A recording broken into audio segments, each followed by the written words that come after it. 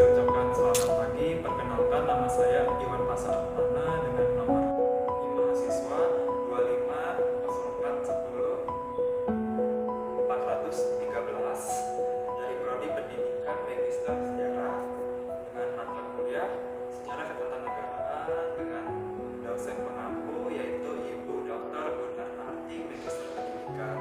Nah, di sini saya akan menjelaskan tentang tugas UTS dari mata kuliah Sejarah Ketatanegaraan. Berikut penjelasannya.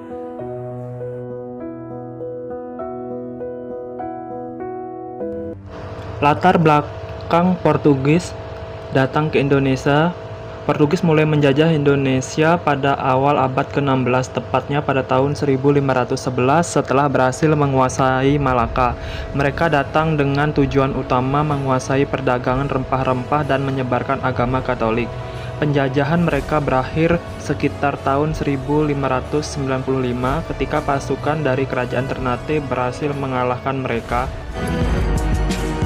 Dari laman tirto.id disebutkan bahwa tujuan utama ekspedisi Portugis tersebut mencari rempah-rempah yang menjadi barang mahal di Eropa. Saat itu, bangsa Eropa menggunakan rempah-rempah sebagai bahan baku obat-obatan, parfum, dan bahan pengawet makanan, serta bumbu masakan. Pengawetan makanan termasuk kebutuhan vital di Eropa saat musim dingin tiba. Oleh sebab itu, ekspedisi yang dipimpin Vasco da Gama dimulai pada bulan Juli tahun 1497 dari pelabuhan Lisabon. Rombongan kapal bangsa Portugis itu berusaha mencari wilayah sumber rempah-rempah di Nusantara lewat rute yang pernah dilalui oleh Bartolomeus Dias, yaitu penjelajah Portugis yang berhasil mencapai ujung paling selatan benua Afrika dan singgah di Tanjung Harapan. Kapal yang dipimpin oleh Vasco da Gama mengawali penjelajahannya dengan menuju kawasan yang kini menjadi wilayah Afrika Selatan. Di Tanjung Harapan, Vasco da Gama menyewa pelaut bangsa Moor yang pernah berlayar ke Asia Timur jauh untuk menjadi penunjuk arah. Pada tahun 1498, rombongan Vasco da Gama berhasil mencapai Calicut dan Goa yang merupakan wilayah India. Vasco da Gama kemudian tinggal di India karena mengira daerah tersebut adalah Hindia Timur, negeri penghasil rempah. Namun, setelah tinggal beberapa tahun, ia menyadari bahwa tempat tersebut bukan penghasil rempah-rempah yang sebenarnya. Portugis lantas memberangkatkan ekspedisi lanjutan di bawah pimpinan Alfonso de Albuquerque. Tidak lama setelah diangkat sebagai gubernur Portugis di India untuk menuju wilayah Malaka. Armada Portugis itu berangkat ke Malaka dengan menggunakan kapal yang dilengkapi dengan tentara dan persenjataan. Portugis bergerak menuju negeri yang kaya akan hasil laut dan rempah-rempah.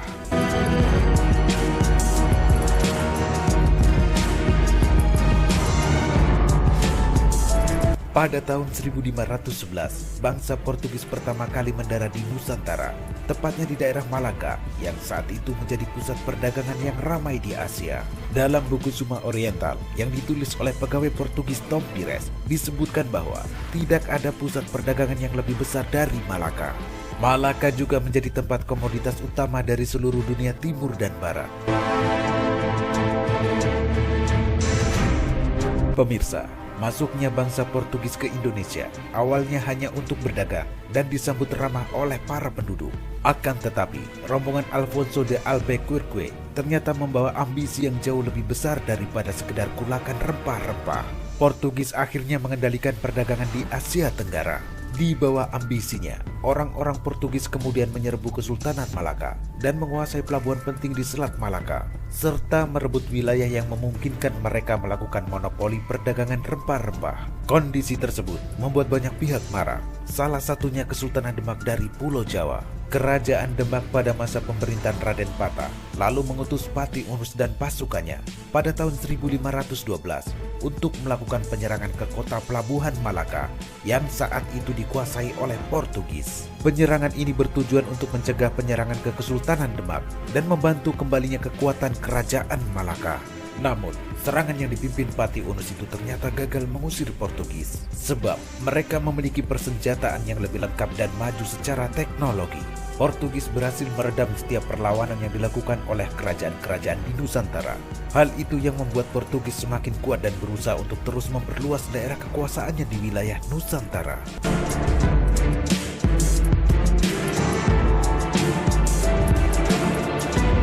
Setelah menguasai Malaka, Portugis mengirim ekspedisi lanjutan di bawah pimpinan Alfonso de Albuquerque untuk mendatangi kawasan Indonesia Timur, wilayah yang kala itu kaya akan rempah-rempah.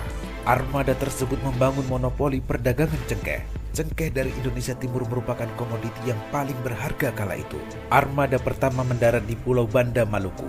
Pulau tersebut merupakan pusat penghasil pala dan selaput buah pala atau sering disebut fuli. Di sana Portugis disambut baik oleh kerajaan Ternate yang sedang bertikai dengan kerajaan Tidore. Portugis diizinkan untuk membangun sebuah benteng di wilayah Ternate. Benteng tersebut diberi nama Benteng Sao Paulo. Kesempatan itu dimanfaatkan dengan baik oleh Portugis untuk menguasai perdagangan rempah-rempah, terutama yang berasal dari Indonesia Timur. Dalam rangka memperbesar usaha dagang, Portugis berupaya memperluas wilayah kekuasaannya. Mereka kemudian melakukan ekspedisi lanjutan di tahun 1522 ke wilayah Pajajaran yang ada di Pulau Jawa.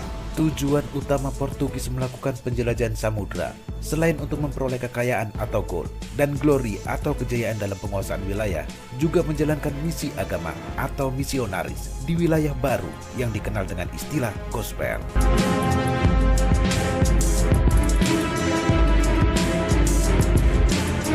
Dari laman detik.com disebutkan, pada tahun 1527, tentara Demak di bawah pimpinan Fathahillah melancarkan serangan terhadap Portugis yang mulai menanamkan pengaruh dan menguasai jalur tempuh perjalanan di pelabuhan Sunda Kelapa.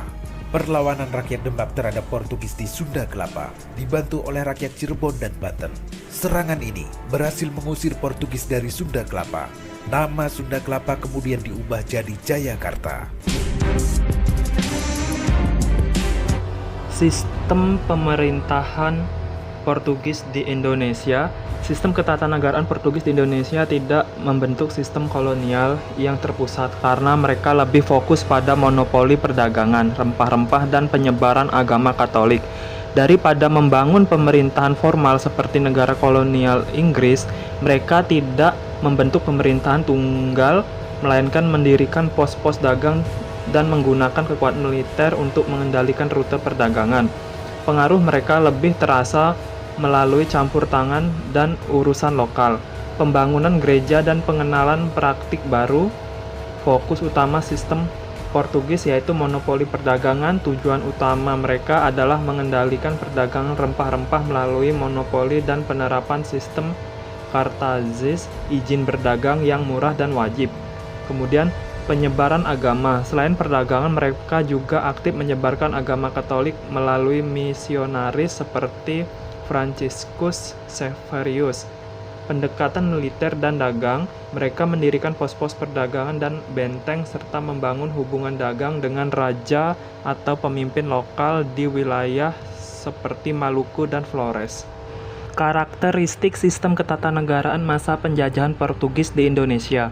Tidak ada pemerintahan terpusat, tidak ada sistem administrasi kolonial yang terpusat seperti yang dibangun oleh negara-negara lain di Indonesia, bersifat monarki absolut di bawah kekuasaan Raja Portugal.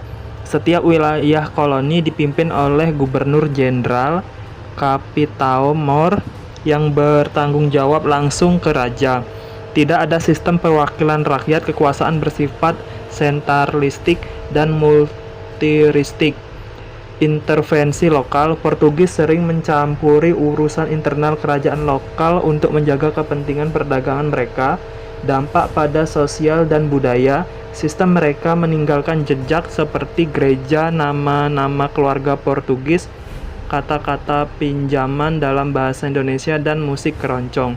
Perlawanan terhadap Portugis. Sistem ini memicu perlawanan dari berbagai pihak di Nusantara termasuk Kesultanan Maluku dan Aceh karena kebijakan monopoli dan arogansi mereka. Struktur pemerintahan di masa Portugis. Raja yang memimpin merupakan Raja Portugal, itu merupakan penguasa tertinggi. Kemudian Gubernur Jenderal itu mewakili Raja di wilayah koloni. Kepala benteng, front commander, itu mengatur keamanan dan militer. Kemudian pejabat dagang, faktor, itu mengatur perdagangan rempah-rempah. Dan misionaris Katolik itu mengurus penyebaran agama Kristen di Indonesia. Ciri-ciri sistem ketatanegaraan di masa Portugis. 1. Pemerintahan dijalankan untuk kepentingan ekonomi rempah-rempah. 2. Tidak melibatkan penduduk lokal dalam pemerintahan. 3. Kekuasaan penuh di tangan pejabat Portugis. 4. Adanya kolaborasi dengan kerajaan lokal dalam bentuk perjanjian dagang dan perlindungan militer di Indonesia.